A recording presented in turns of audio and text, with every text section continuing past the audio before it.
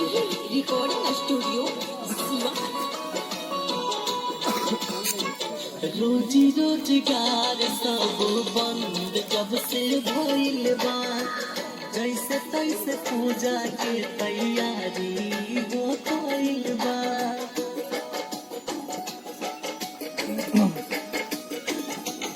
ओ रोजी रोजगार सब बंद जब से भइल बा, जैसे तैसे पूजा के तैयारी हो गइल बा।